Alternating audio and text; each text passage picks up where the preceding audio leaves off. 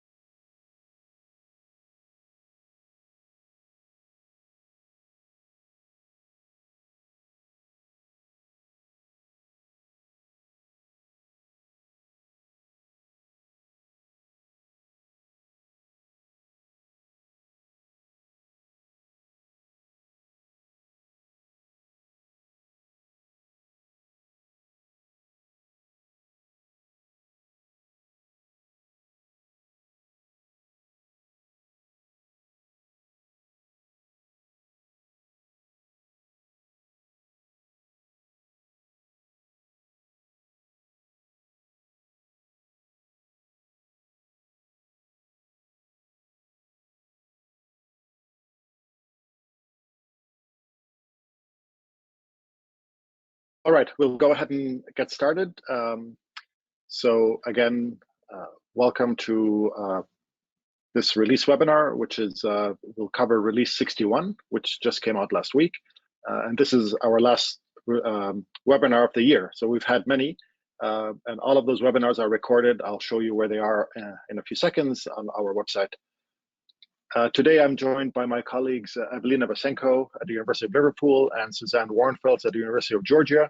And we'll be sharing presentations in this webinar to cover various aspects of our sites and mainly highlighting the new data and some new functionality. And through that, hopefully you'll become aware of the type and the breadth of the data that's available through VEuPathDB resources, but also become aware of the types of tools and functionalities that you can use in the sites that hopefully will help your research.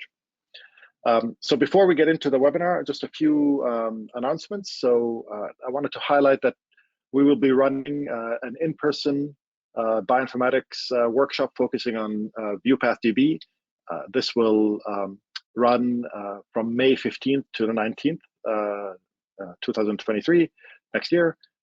Deadline for applications is February 3rd. There's a QR code here and some links. We'll put them in the chat as well, so don't worry about trying to copy these down.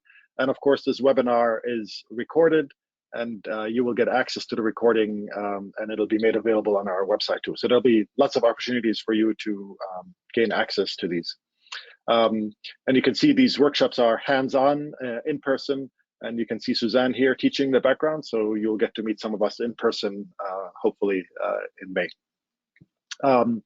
One thing I forgot to mention, if you have questions throughout this webinar, feel free to add these questions in the chat box, in the question box, and myself or my colleagues will make sure we pay attention to those and answer them as they come through. If you feel like you want to speak, and just raise your hand and we can turn on your mic, and you're welcome to speak as well. Okay, so the other important announcement is that VEuPathDB was just recently selected as a global core biodata resource. And this is very nice. It's the first set of global core biodata resources. We're 1 out of 37. And those are resources that are deemed as essential for global research in life sciences and biomedicine. So it's really a privilege for VEuPathDB to be part of this, and we are in great company. There are many different resources here that are all, as we all would agree, are critical. And so it's nice to have VEuPathDB as one of those resources. And another cool thing that happened recently, to make sure everybody's aware of, is that also we are one of 20 finalists for the DataWorks Prize for Excellence in Data Sharing and Reuse. And hopefully this is something that you will, you know already, or you will appreciate throughout this webinar and our previously recorded webinars, in that we really, our aim is to make sure that you have access to all this data that has been released for the organisms we support over the years in a way that allows you to ask your own questions. So you're reusing data and you're asking your own questions and you're combining results from many different data types. And that's sort of one of the major powers of this resource. There is a popularity contest going on as well along with this. You're welcome to vote for us, or you can explore the other 20 finalists, and if you feel so, you can vote for one of them. And so that's obviously completely welcome. Okay, so I'm going to switch over to the browser. So I'm looking here at the VEuPathDB homepage.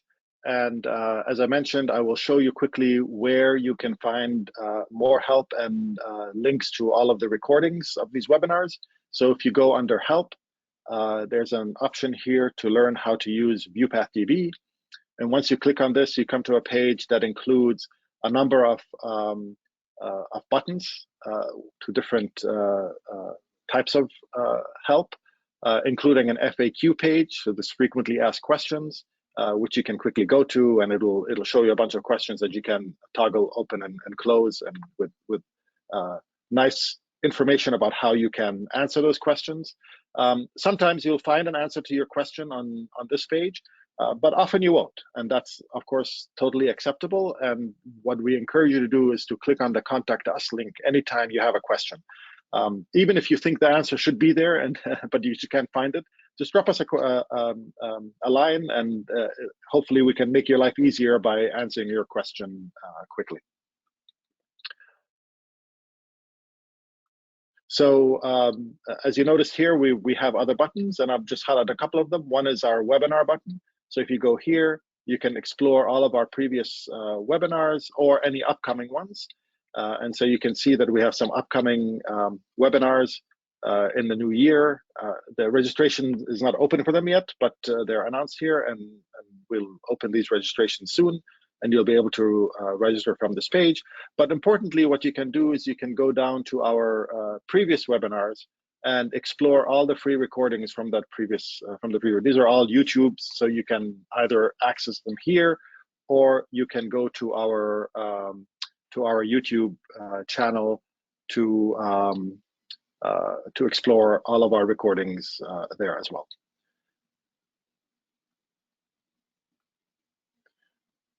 And I will show you, of course, our workshops page, because as I mentioned, we have our annual VEuPathDB workshop. This is the 16th year we're running this workshop. Obviously, we skipped a couple of years because of the pandemic, but coming back in person. And so you can access more information here. So again, if you miss the links, you can always go to our workshops page and access those right here and see them. But also you can access our previous workshops. And so the cool thing about this is that these workshops not only include the schedule, but include also recordings of any of the sessions when available. So for example, looking at this virtual workshop we ran in September, you can go to this page and then go down to the schedule, and you can see now on a daily basis what was covered, any recordings that were made during those sessions, and then the exercises that were carried out during the breakout sessions. So you can, in fact, take this as an online course on your own and just walk through this and do these exercises at your own pace. So I highly recommend this. And all of these exercises, even though they may be focused on one of our resources, they are, because our resources are all built in the same infrastructure, you can basically run the same types of analyses or searches in your favorite resource. So I highly recommend that you explore that. Okay, so onto the webinar. So as I mentioned, I'll be sharing this webinar with my colleagues Evelina and Suzanne, and I will start by covering a few of the resources. So I'll cover vector-based, ToxoDB, TrickDB, CryptoDB, and AmoebaDB. I'm not going to cover every single data set in these resources that were loaded, but I will highlight a few of them. And for some of them, I will run searches and show you what you can do with them. And then I'll turn it over to my colleagues who will cover some of the other resources, and they will also highlight the different data sets and how you can access them and search them. one key way where you can find out, well, what's new in a particular resource. So either you can go to the VEuPathDB parent site and go to the news releases right here. It's usually collapsed by default. If you open this up, it'll open up the news releases on the right, and then you can go and see all. And here you can scroll down and find, which resource you're interested in and read about all the new data available. You can do the same thing in the component sites, but of course, the news will be specific to that component site. So for example, if I'm looking at VectorBase, I can open up the news, and now I can look at the news section in VectorBase, and I can say, well, I want to see what's the latest in release 61. And I go to release 61 news, and here's what's new.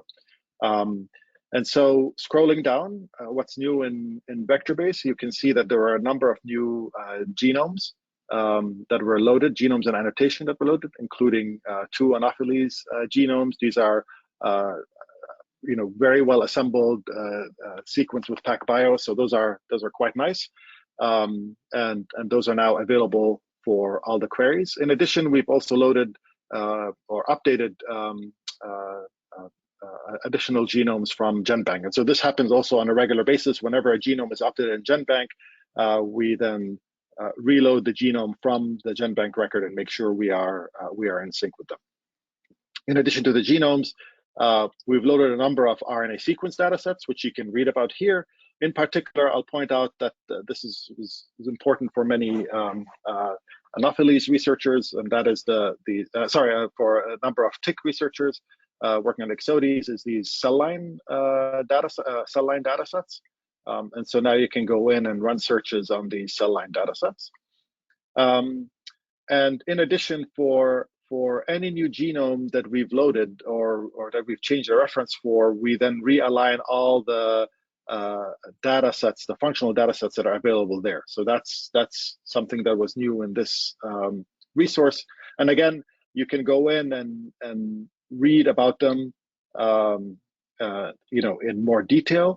And each one of these links will take you to what's known as our dataset description page. And so if you click on this, I just randomly clicked on this dataset from the gut transcriptome of unfed ticks. And as you can go down here, you'll see that there's a link to the publication. And moving down, you'll see here there's some description about this study. And you will get additional information, including for example, who's listed as the lead investigator. Sometimes we have a number of additional investigators, some history about this data set, when was it first loaded, and additional information. A nice feature that we have now, it's been around for for at least one release, and this associated data sets. And so sometimes a data set is coming from a study that had multiple experiments. You could imagine a study that had an RNA sequence experiment, a proteomics experiment, and maybe something else.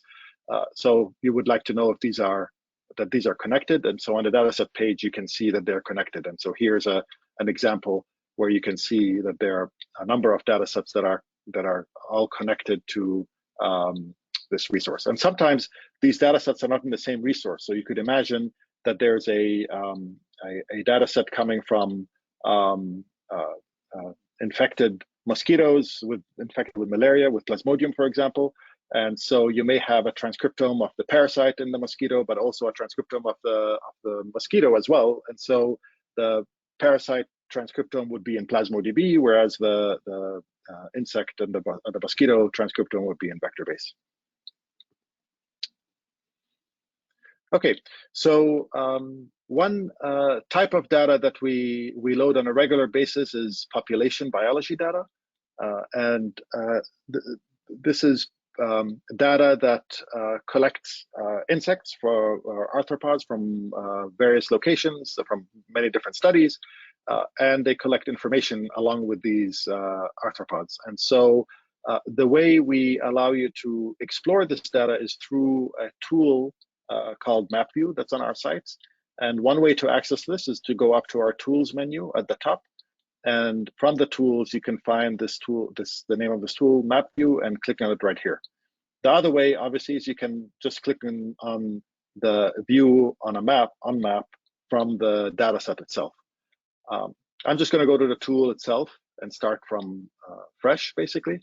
And so what this happens, it loads you the default view, which includes these circles. Each of these circles has a number in it, and the number indicates the number of records associated with this geographical location. So this is geospatial data.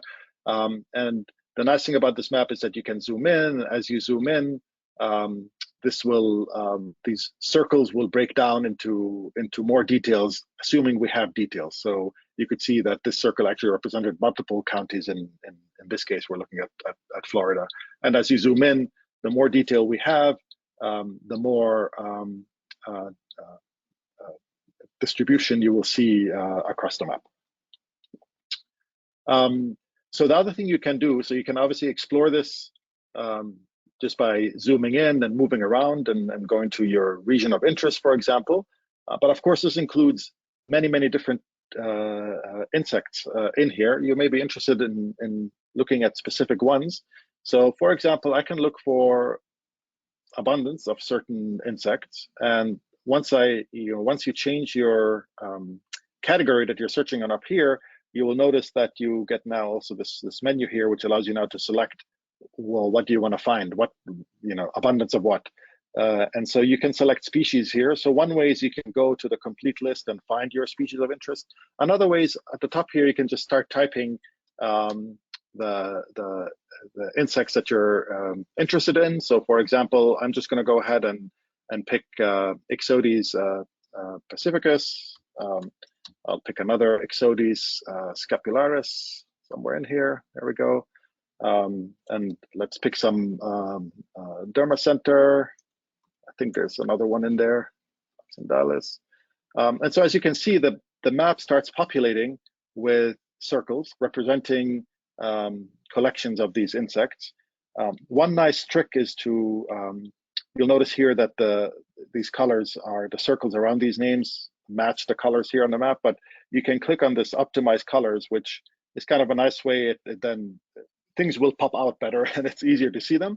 But now you can hopefully quickly appreciate that looking here at the US, and if we can zoom in a little bit, you will see here that in the northeast region of the US, there are a number of Ixodes. Most of the species collected are Ixodes from these studies. As you go more towards the central region, you will see most of these are Dermacenter. And then when you go to the west coast, you'll notice that most of them are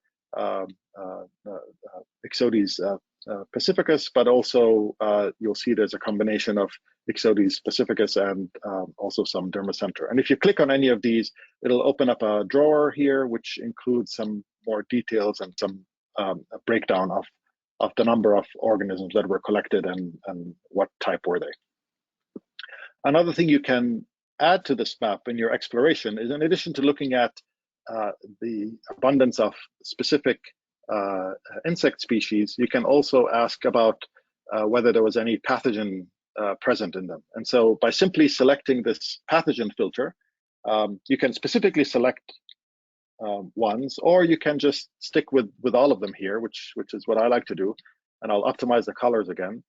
And once again, you can start looking at these and seeing if there's any pattern going on. And you can see again, in the upper, northeastern part of the United States, it's mostly Borrelia burgdorferi from the samples collected. But then moving along, you'll see that there's a really good mixture of all of the pathogens that are, or most of the pathogens that are being collected. So for example, clicking here, you will see that there were 16 insects collected, and it looks like they probably were all mixed infections, but they have a combination of different organisms in there. And so you can, you can stratify this map using this pathogen option, or you can select specific pathogens and search for them. And again, for any one of these, you can click on it and get more information in the drawer. In addition to that, you can, if there is any, if it's better to draw this in a graphical, if there's a time, especially if there's a time component to it, this one, it's only a single time point, but if there's a time component to it, you would see that here. You can get a table of each of the isolates and download information about these isolates. And by clicking on this download, and you can share this map and explore it further. Okay, so if you have any questions about the map, obviously let me know. All right, so I'm going to quickly, just for the interest of time, I'm going to quickly jump to ToxoDB and highlight an RNA sequence data set there, which will cover, I know there are many RNA sequence data sets in Vectorbase, but the way you run the search would be similar, and so, or be exactly the same. Basically, it's just different samples. So I'm going to go to ToxoDB, expand the news, and if we look in the news section, you will notice that in ToxoDB, there was a genome updated. Hamondia was updated to a new version from GenBank. And then we've loaded a couple of RNA sequence data sets. One is for Cystospora suis, and so that's a related apicomplexa. And then another one is we've loaded this unsporulated and sporulated data for Toxoplasma gondii. But I'll show you one cool thing about this data set is that this came from a study that included pretty much all the stages of Toxoplasma, and now we have a way to visualize these all together in one graph, and also search for them in one search, which makes it very nice. I will quickly just go through this Cystospora data set, and what I wanted to highlight here, again, the data set page, you can get more information about it. You can go read the paper, which I highly recommend if you're going to use any of these searches. And I would scroll, if you scroll down, you will see here that these are links to the various searches that you can run against this data. And also it gives you an example graph. So for example, you can see here that there are asexual, immature sexual, and mature sexual stages that were used in this study. And so what I wanted to highlight here is I'm just going to go in and run a differential expression search. And so I'll select one of these. And I'm going to compare the mature sexual to the asexual, and I'm going to ask for, let's just ask for anything that's differentially regulated. We can keep the twofold at 2, that's fine. You can always, the nice thing is you can always come back and revise any of these searches, and I'm going to run my search. Okay, so this told me that it found close to 5,000 genes that are differentially regulated based on the criteria I selected. So you may decide, well, wow, this is way too much. I'm gonna make this a bit more stringent. So let's change this to a full change of 4 and maybe make the p-value a bit more stringent and revise this step. And so now you get about half that number. You may decide this is good enough, or you want to even modify it further. So you'll get, bottom line is you get a list of the genes that are differentially regulated between the mature sexual stages and the asexual stages of this parasite.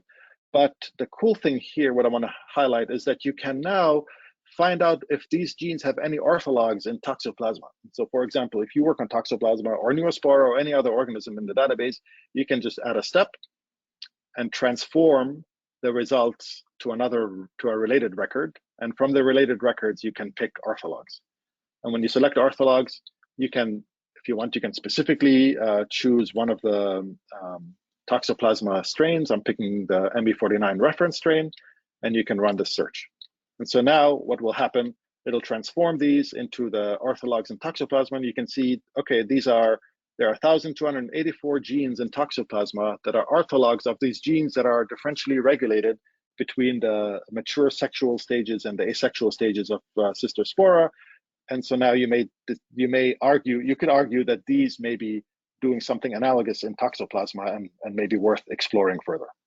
Okay, I just wanted to make sure that I highlighted this to you so you're aware of it. So quickly jumping back to the news, and as I mentioned, I wanted to highlight this sexual stages. So I'm just going to go here, and you'll notice here now the title is the full life cycle transcriptome of T. gondii, and if you scroll down, there'll be information about this here. And scrolling down again, just as with before, you will see that these are all of the available searches. And then you'll see here that there's these graphs that are side by side, but with the same scale. And so you can quickly see, anything from going through sporulation to the asexual stages, tissue cysts, and then the cat stages right here. And so now you have a one-stop shop basically to look at all of the transcriptome stages of the parasite. But also you can go in and run differential expression or fold change searches. So for example, sorry, you can't run the differential expression searches on these yet because they're different experiments, but you can run the fold change search on these.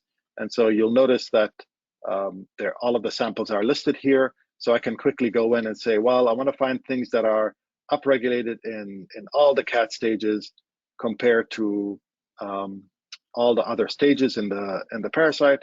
And so I'm going to go and quickly set this up. I won't go through the details of how to set this up. We have separate webinars that cover this. But you can see, let's pick average. So I selected these samples on the bottom here, which are the red samples. And I said, I want these to be twofold upregulated compared to all the other samples, the blue samples right here. And this graph here on the right just is a helper that shows you that, oh, this is the type of gene that you'll return based on the criteria that you selected. If I change this to fourfold, then what happens here, you'll see it says fourfold right here. And then I can run the search. And now when you run the search, it returns all the genes. In this case, I picked fourfold upregulated in the cat stages, and you'll find the genes. And in addition, you'll get the graph here, and you can see that, oh yeah, you see this is a gene that met the criteria. It makes sense that this gene was returned when you ran the search. And you can scroll down and look at all of these and explore them further. Okay.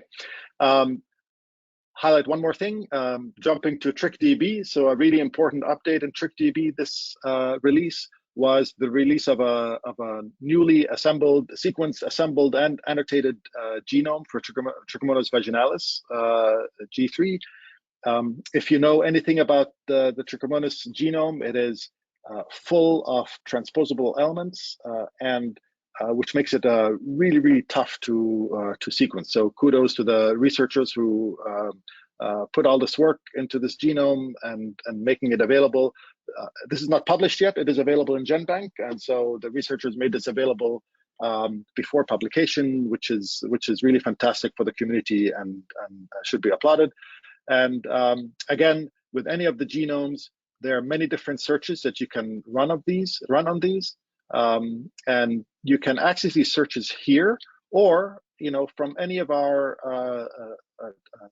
from our searches menu at the top, or if you go back to the home page, you can see all of these searches are listed here on the left.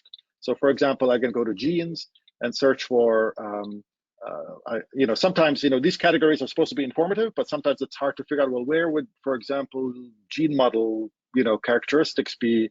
So you can just start typing gene model, and you'll see that this filters your searches. And now I can select the one called gene model characteristics.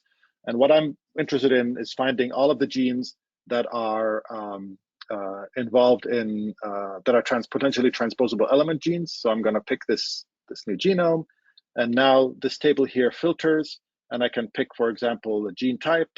And as you can see here, there are transposable element genes. And I can see right away that there are 35,000 or almost 36,000 genes that are transposable element genes out of the 88,000. And then there are an additional 12,000 pseudogenes within transposable mobile elements. So I can select both of these and then run my search. And just like when we ran the RNA sequence search before in TuxeDB, I get a step in my search strategy here, which I can take a look at. I can add additional searches if I want and ask additional questions about these genes. So anyway, this is an exciting genome that was just added in TrickDB.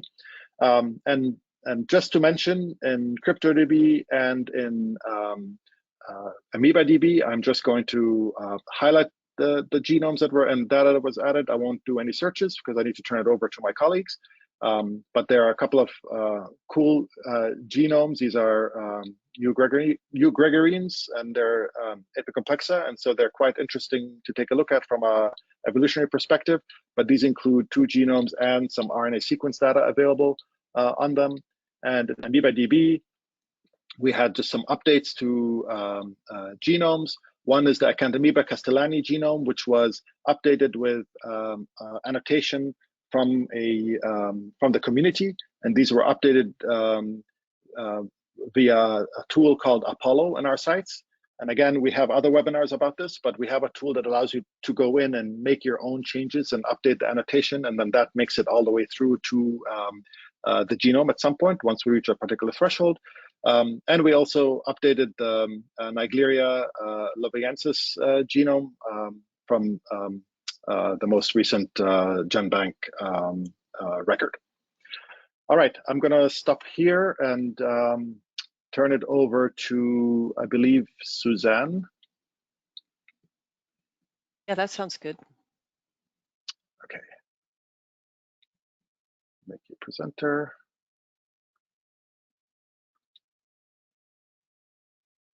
Okay, you should be the presenter now. Okay. And I'm at TriTripDB, right? Perfect. Yeah, we see it. Okay. And you sound good. All right. Okay, so I'm going to go through and describe, or just at least overview the data for in TriTripDB, PlasmoDB, Pure Plasma Host, and GiardiaDB. We had a lot of work on updating genome assemblies and updating our annotations. And this is really important because the assembly is what functional data is aligned to. So if the assembly has gaps or is less mature in a way, then your RNA-seq reads won't align well, and you'll get a little bit of misinformation. So the better the assembly, then the better the gene annotation can be, and then the more accurate your assumptions will be made at our site. So I'll go to the news section here at TriTripDB and just let's talk about what we did for our kinetoplastid resource this time. So we updated 2 genomes, Crithidia fasciculata and Leishmania major. And so we've been reviewing our assemblies in coordination with NCBI to reduce discrepancies between public versions. Their version is public and ours is too. Some of our genomes we received directly from the researchers, sometimes years ago, and our version may be different slightly from the version that the researchers uploaded to NCBI. So we noticed small changes in these 2 genomes compared to NCBI, so we integrated the new versions, from NCBI. And in these cases, the assemblies at NCBI did not contain the annotation. So our curators here at VEuPathDB transferred the annotation that we had at TriTripDB to these new assemblies. So if you work with Crithidia and or Leishmania major, you might want to check out your favorite genes here. So I'll move on to PlasmoDB, where we had a little bit of genome work done too in release 61. We updated Plasmodium bilkalinsi, GO1, and this actually received kind of a major change. This genome was reassembled and re-annotated, and NCBI changed the assembly version to .2.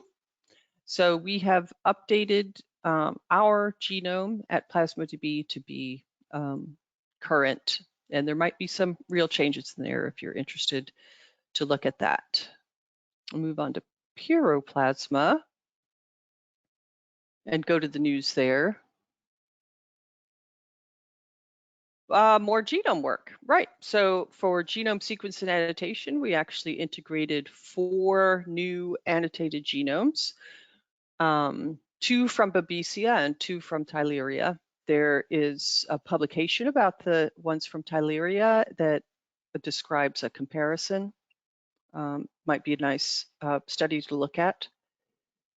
We updated the Babesia bovis genome, and that was reassembled and re-annotated, so probably an improved assembly, not probably, an improved assembly there that you might be interested in look at if you study Babesia.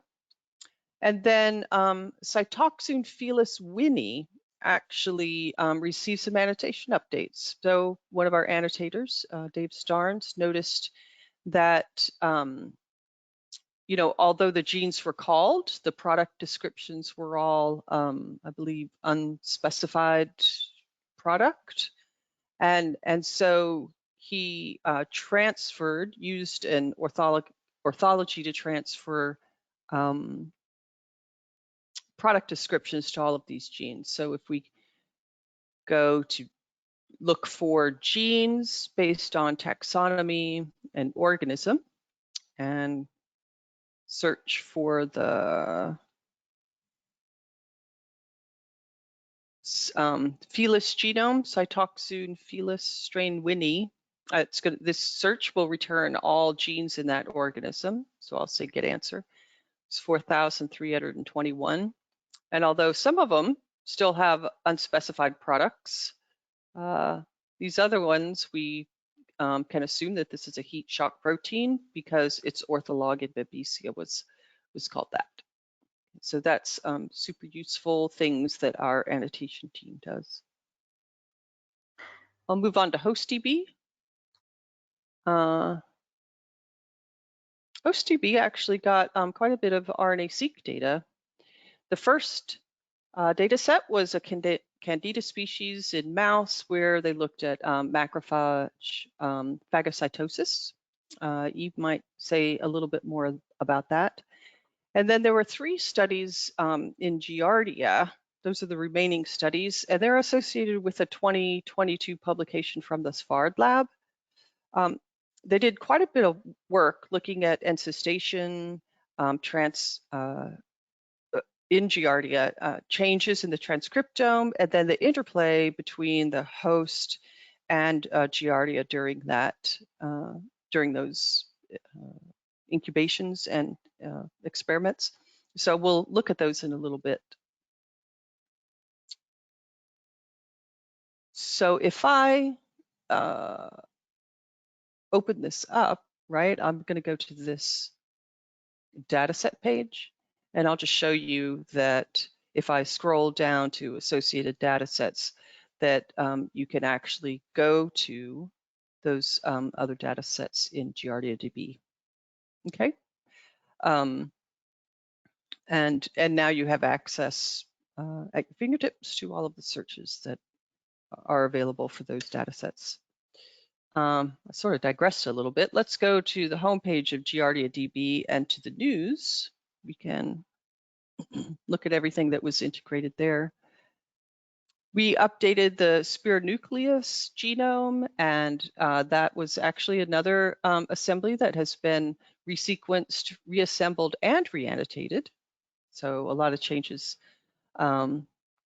improvements there.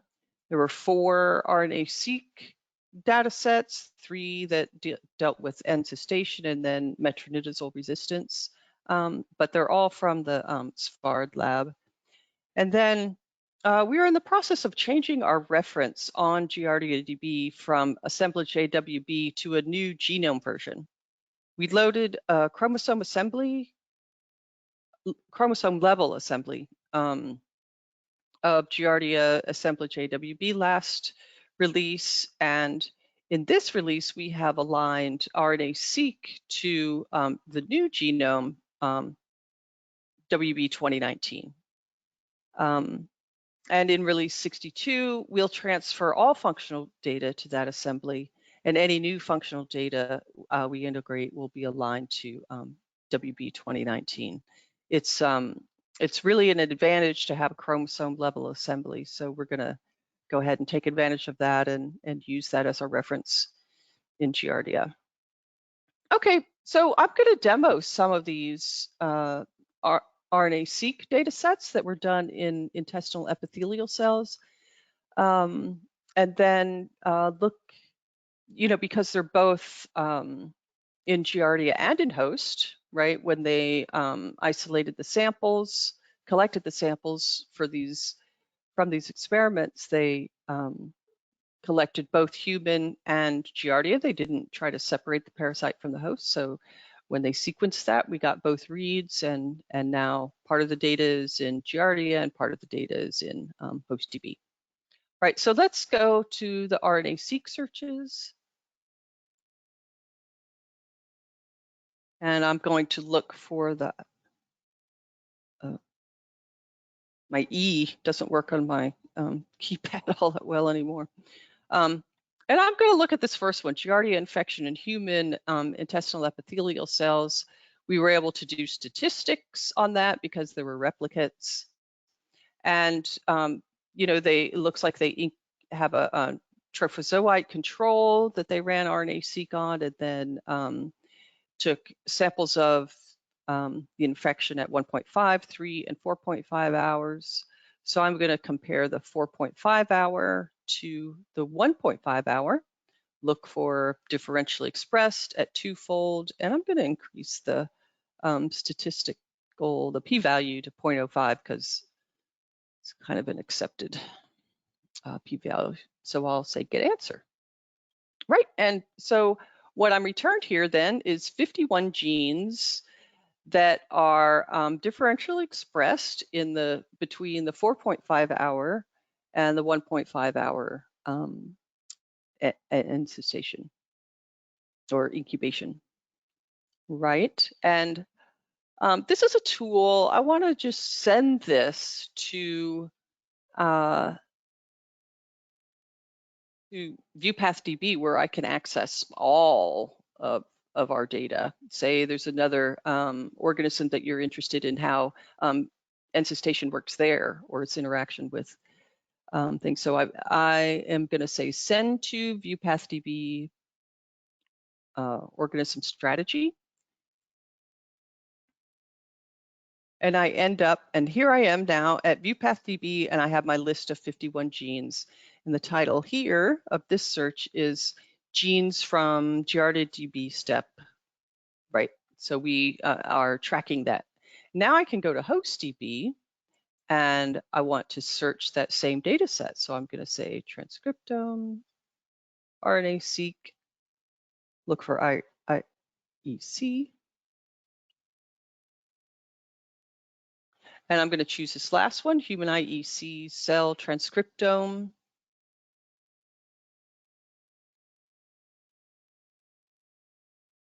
And make the same comparison, compare 4.5 hour to 1.5 hour, up or down twofold, 0.05, and get answer to that. And I come up with 683 genes that are differentially expressed, and I'll send that to VEuPathDB too.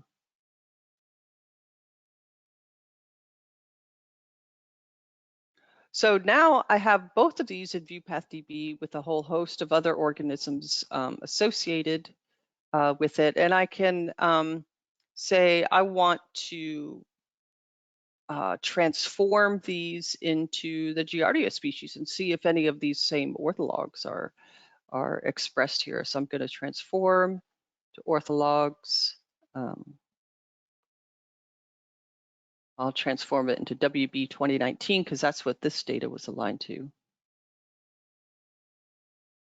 And I come up with 36 genes that are orthologs of genes that were upregulated during the same incubation in human, orthologs of humans. I think that's all I was interested in doing. Thanks, Suzanne. I think that's a good point to switch over to Eve, so we can cover. I'm sure there's a lot of data in FungiDB, so that's cool. Thank you, Suzanne. Sounds good. There is one question, Suzanne. While I think you were showing Babesia, maybe genomes in terms of whether we can provide methodology pipeline for genome assembly annotation. I wasn't sure if you just wanted to take a few minutes to answer that while I set up. I can quickly answer. So because I put something in the answer as well. So it depends on what the question refers to. If you're interested in how a specific genome that we loaded was assembled and annotated. So just to be clear, we do not do any of the assembly. We do update annotation, and we've also obviously helped, and our resources help with assembly and annotation. But we per se are not an assembly and annotation endeavor. And so for each of these genomes that are assembled, there are many different methodologies out there, and one would have to go back to the specific publications that the data came from to see what that specific paper did to assemble their genome. However, there are obviously many resources out there. I did link in the question panel, I did add a link to a very basic sort of 12-step to genome sequence and annotation, which may be a nice starting point. And there are many tools out there, including Galaxy resources, which, as many of you know, we have our own Galaxy instance, which everybody has access to, where you can run many of these tools and assemble genomes and perform annotation. And we also have the OrthoMCL pipeline, which you can also run through Galaxy, through our Galaxy, where you can take a list of proposed proteins from your assembly and run them through OrthoMCL, so you can get some functional predictions as to the functions and their evolutionary sort of relatedness across the tree of life. And so there are many resources out there. It depends on exactly what you're trying to do, but I would start, it sounds like you're trying to annotate maybe a new or a genome that you've just sequenced or you're planning on sequencing, and assemble and annotate. So I would recommend starting with some of these basic papers that describe, like the one I linked. And then if you have specific questions, you're welcome to contact us and click on the Contact Us link. And if we know the answer, we'll let you know. If we don't, we might be able to link you with somebody who does. So if we can, we'll definitely try and help you. But there are many resources out there online as well that are quite useful. All right, sorry, that was a long-winded answer, Eve, but back to you. Yeah, that's perfect. Thanks very much. All right, so you should be seeing FungiDB landing page for the news and data. Yes. Yes. Great. All right. As Suzanne mentioned, we are trying to avoid discrepancies between VEuPathDB and also major repositories of genomes. And as such, we updated several genomes in FungiDB for this release to incorporate the latest structural and functional gene annotations. And these genomes include several Aspergillus species, also Bremia and Coccidioides passadicei. In addition, we have worked on a genome, Mucor lusitanicus, and Mucor lusitanicus is a biological model for mucormycosis, which is a rare but fatal disease in humans. And the curation and annotation team worked to integrate over 1,200 changes for this genome that included creation of new genes, modification of the existing genes, and also merges or splitting genes. And so the updates for this genome are visualized within this graph, but they can be also accessed by clicking on the link that will take you to the breakdown of the changes for this genome. So here's a summary document that explains in terms of the terminology that we use and also how many of different events have been created, and further information about the specific changes and the GFF file attached in the second tab. Right, coming back to the FungiDB news, I'll scroll down, and I want to point out that we have also integrated several new genomes, and these include saprophytic mold Aspergillus parasiticus, Fusarium vinitini, that can be found in a broad range of environments. We have also integrated the genome of Lichtemia, which is a thermophilic fungus from the phylum Zygomycota. We have now also offering Parastenogonosporum nodorum, which is a major fungal pathogen of wheat, followed by Phytophthora cinnamomii that causes dieback disease, and others including Stachybotrys chantarum, which is a toxic black mold. In terms of the transcriptomics data sets, we have a few data sets to offer in this release that are relevant to both human and also agricultural pathogens. For example, we have several data sets for Aspergillus, various Candida species, Cryptococcus, Phytophthora, Parvicularia or Magnaportharesia, and also Sporothrix. Suzanne have touched base on one of the data sets that we have integrated in HostDB, and that is a host pathogen data set where Candida species were studied in terms of their transcriptional responses to phagocytosis. And Candida were incubated with fungal cells in mammalian medium in the presence or absence of the primary macrophages for 1 hour. And then the samples were followed by RNA extractions and sequencing. We have integrated this data for Candida species here. And I just wanted to quickly show the corresponding data sets in GEO and CBI. So in this release, we integrate a subset of this dataset section that included Candida albicans, Candida parapsilosis, Candida tropicalis, and also the corresponding dataset for mouse. Mouse data or host data can be accessed within HostDB. And as Suzanne pointed out, we now offer for you an easy way to find a relevant dataset. For example, we know that this mouse dataset is associated with infections from several Candida species. And for example, here's a graph that represents transcriptomics data for all of the Candida samples that we have. And the section above that is named Associated Datasets will help you to find the datasets in FungiDB. And vice versa, if you navigate to one of the datasets in FungiDB, I am on the transcriptional responses to macrophages that were studied in Candida albicans. If I navigate down the dataset record page, I'll be able to tell that there's 2 associated datasets in fungi that corresponds to tropicalis and also parapsilosis, and there's 1 dataset in host. So imagine that the type of the searches that you create within this framework, you can, for example, access the genes that are expressed, let's say, in the 80th percentile in Candida, and you can also study the response that occurs in mouse macrophages. Right, so coming back to FungiDB Release, I also wanted to mention that we have integrated several data sets for agricultural pathogens. One of them is concerning the right blast disease that is caused by Magnaportha or Parvicularia aresia. Magnaportha is a global food security concern, and it's also a devastating disease of rice.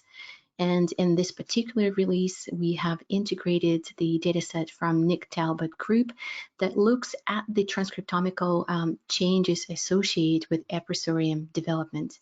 And Aprisorium in some fungi, which are plant pathogens specifically, are specialized cells that are used to infect host plants. So as such, they're trying to look at the very specific changes occurring as the pathogen invades plants. And furthermore, we have also integrated a transcriptome for Spirotheric shankiae, and this is a dimorphic yeast that changes its phases depending on the temperature and the environment. And in this particular example, we integrate transcriptome of the yeast and mold phases at 25 and 37 degrees respectively. And I think this is all in terms of the overview for fungi. Omar, Suzanne, are there any questions? There's a question about how to download genes associated with their Go terms. This was specifically for Cytozoa and Felis, which is available in ToxoDB. But I'm happy to demo it, or you can just demo it in FungiDB and just how you would do that. Either way, whatever you feel like. Well, we could demo it in FungiDB. That probably will. Sounds good. So just Praveen, to answer your question, I did provide you with a link to an FAQ that has the basic instructions, and then what Eve will demo is show you basically how you would just find the list of genes from a particular organism. And then how you just go to the download page and download a specific table that includes the information that you need. Sorry, go ahead, Eve. No, that's perfect. Just wanted to mention that even though I'm showing in FungiDB, the approach and the interface is the same. So for example, I navigated first into searches and then typed in Go to filter the searches based on the text that I'm interested in. And I'm navigating straight to the Go term function prediction search.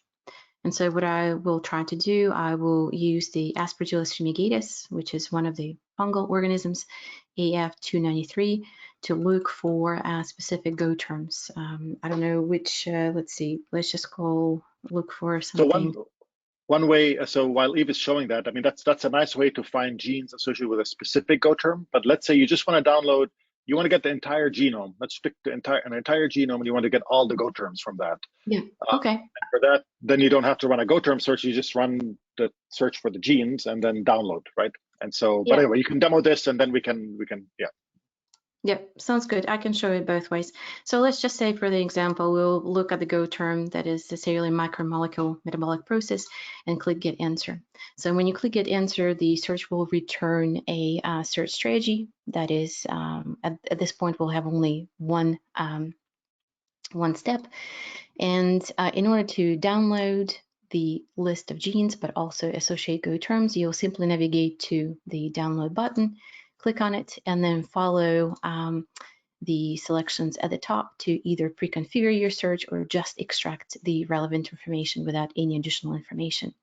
If you want to extract all genes, regardless of the type of the Go term that we just have used, you want to navigate first to the taxonomy search. And in this case, I use the same approach and search for my search within the filter. And then in this case, again, I will use Aspergillus fumigatus to return all genes within this genome. So the taxonomy search returns all genes, right, regardless of any qualities that they may have, whether they're a signal, predicted peptides, transmembrane domains, etc. And in this case, you will have the same sort of view of the search strategy and also the results. And in order to export the results, just follow the same approach. Click on the download button and then select to make a custom table. So for example, here you can search for the Go terms and choose to extract all Go terms computed and also curated. So notice that there are several ways to extract this information from the website. It could be either text delimited as text file or comma delimited CSV file. You can show it in browser, but if you are exporting, let's say 10,000 genes, I would recommend exporting it as a file because they may take a little while to load in the genome browse directly. So yeah, I hope that helps. And always feel free to contact us if you have any additional questions. And maybe one thing, Eve, while we have you here, maybe if you go back to the strategy and just add columns for the Go terms, and that'll show basically what will be in the download folder as well. So that's a nice feature to demonstrate as well. So whenever you're looking at a list of results from whatever search, you can, as Eve is showing, you can add a column, and then now right there, it's the same table that she was filtering in the downloads, and now she can select all of those, up and update. And as you can see now, it's going to populate this table dynamically with additional columns, and it'll show you. So as she scrolls to the right, for example, yeah, exactly. So you can see, and now you'll see on the right there the Go terms, the number, the IDs, and then of course the descriptions. And so this is what will be in your download file that you get, Parveen, from this. So hopefully that's useful. And you can do this with any kind of data that's in our resource. So it's not limited to Go terms. Right. I'm also seeing there's a question, is there a strategy or tools that look at methylation data from PEG biosequencing data? So right now we don't have a tool for, I don't think we even have that type of data yet in the resource. But we are loading some. Trying to think if we have any right now. I can't remember, honestly, right now, if we have any data sets that fall under that. There are two ways that this will be available. One would be in the genome browser, where we can show the methylation marks. And so we have a lot of our data available as well through the genome browser, where you can turn on various tracks. And so assuming we have a particular data set, we will load it. So Oswald, if you know of specific data sets, DNA methylation data sets, then definitely send us a contact us link and say, let us know. You say, hey, it would be great if you can load this data set. This is super important for the community, and then we'll put it on our schedule for loading. And then the other thing is we can also, depending on the type of data, we can develop specific queries, right? So for example, in this case, you may be interested in finding methylation sites that are upstream of genes or downstream of genes, or so you can imagine different types of questions. And so for that, we'd have to develop specific queries, and that's something that we can obviously entertain as we get more and more of this data, and it becomes clear that this is something useful for the community. Hopefully that's helpful, Oswald, but just let us know if not. And then Praveen, you're asking, you don't see the pathway information. So are you talking about metabolic pathways maybe? Because I guess you asked also about Go terms. So again, with metabolic pathways, we do link genes to metabolic pathways using enzyme commission numbers. And these enzyme commission numbers are coming from the annotation or transferred by orthology from other genomes. And we do have an entire section. I see, maybe I can share my screen as well. I don't think you're sharing anymore. Is that correct? Yeah, thank you. For some reason, it disappeared and I cannot bring it back. Okay, I can just enter my screen. Okay, so you must be able to see my site. So if I go to, Yes. I'm in ToxoDB. So there are different things you can do. So one is I can specifically ask, for example, these 1,000 genes, I can ask whether any of them fall into metabolic pathways, and I can use a transformation step just like I did with the metabolic pathways. And so I can run through this, again, not to go through the details of this, but running this in will tell me if any of these genes are enzymes in pathways, and then it returns the pathways that belong to these. And then you will see this kind of information. So you can get this kind of information for all the genes in a genome as well and download these.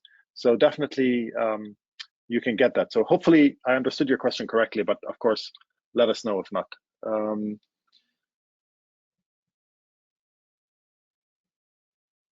Okay, cool. And Oswald, you're saying that for Anopheles gambiae, you see that there's some methylation data for Anopheles in the genome browser, which is great. That's perfect. Okay, and Praveen, I think we answered your question. Okay,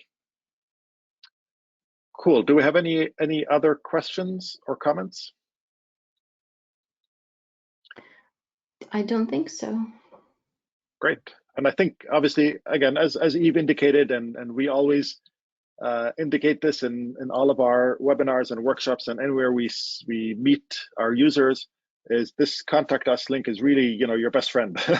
So definitely, if you have questions, send them. If we can't help you, that's okay. We can't help you, but at least you asked, right? Don't just ignore it and think that you don't have to ask. Don't ask the question. It's better to ask a question and then find out that we cannot help you than not ask and miss an opportunity there where we can help you. So definitely click on the contact us link.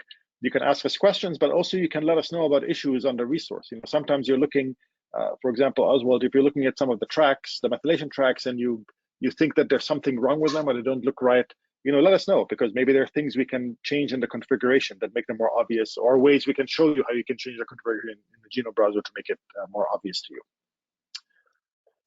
All right, well, with that, thank you everybody for joining this webinar. As we indicated earlier, this webinar has been recorded. It'll become available very soon, both on YouTube, and you should get an email as well, and anybody who registered for the webinar with a link to the recording. So thanks again, and hope you have a great rest of your year, and see you next year somewhere. Bye-bye, everybody. Bye-bye. Bye, everyone.